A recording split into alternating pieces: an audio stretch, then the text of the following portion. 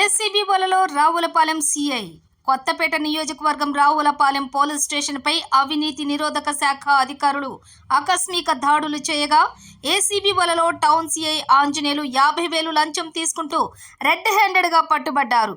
గత నెలలో దొరికిన కోడి పందాల్లో నిందితుడు లక్ష్మణ్ రాజు వద్ద నుండి 50,000 లంచం డిమాండ్.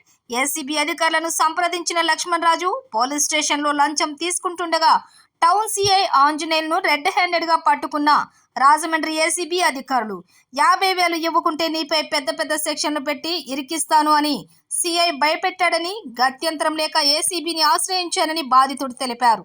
అయితే ఇటీవల కాలంలో చాలా చోట్ల ఎస్ఐలు, సీఐలు ఏసీబీ ట్రాప్లో పడుతున్నప్పటికీ ఏమాత్రం భయం లేకుండా ఇలా బరి తెగించడం విశేషం.